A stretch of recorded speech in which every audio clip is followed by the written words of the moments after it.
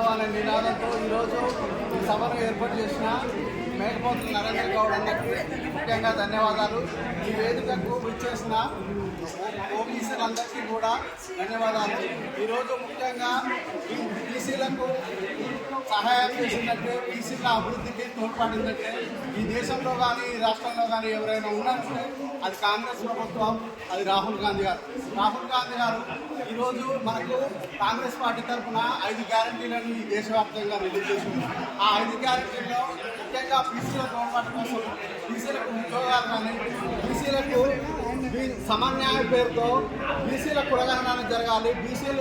బీసీలలో ఉన్న అన్ని కులాల వారుగా ఈ దేశంలో ఉన్న బహుజనులను ఎస్సీలను, ఎస్టీలను, బీసీలను కులాల వారుగా కులగణన చేయాలని, కులగణన చేస్తేనే బీసీలకు న్యాయం జరుగుతుందని, కులగణన చేస్తేనే విద్యా అవకాశాలలో, ఉద్యోగ అవకాశాలలో న్యాయం జరుగుతుందని తోడ్పాటు చేస్తున్న వ్యక్తి.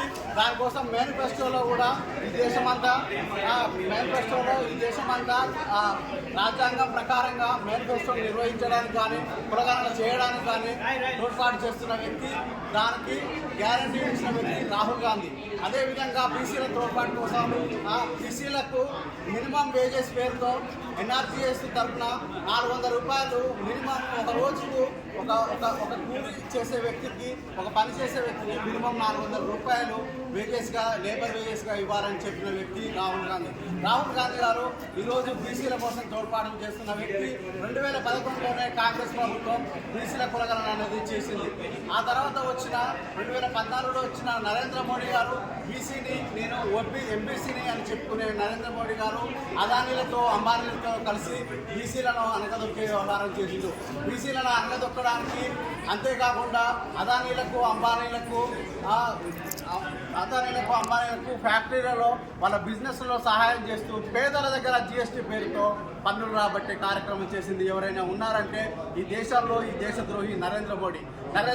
ఈ దేశంలో గద్దదించడం కోసం, బీజేపీని గద్దదించడం కోసం ఈరోజు మేకపోతుల నరేంద్ర గౌడ్ అన్న ఆధ్వర్యంలో, బీసీ సంక్షేమ సంఘం ఆధ్వర్యంలో ఈ రాష్ట్రంలో ఉన్న ప్రతి కుల సంఘాలు, బీసీలందరూ కూడా ఏకతాటిపైకి వచ్చి బీసీలు ఎవరైతే ఉన్నారో బీసీలందరూ కూడా కాంగ్రెస్ పార్టీకి ఓటేయడం కోసం, కాంగ్రెస్ పార్టీని గెలిపించడం కోసం, ఈ రాష్ట్రంలో ఉన్న 17 పార్లమెంటు స్థానాల్లో కాంగ్రెస్ పార్టీ గెలవడం కోసం ప్రయత్నం చేయాలి.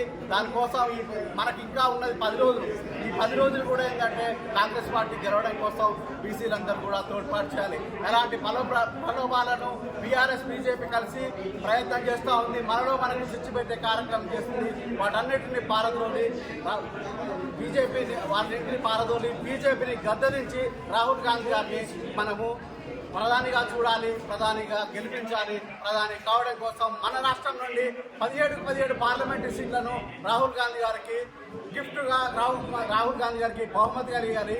ఈ రోజుకైనా రాబోయే 5 సంవత్సరాలు, రాబోయే 10 సంవత్సరాలు బీసీల కోసం ఎవరైనా తోడ్పాటు చేసే వ్యక్తి ఎవరైతే ఉన్నారంటే అది రాహుల్ గాంధీ గారు, అది సోనియా గాంధీ గారు అని నేను ఈరోజు బీసీ సంక్షేమ సంఘం తరఫున పిలిపిస్తున్నా.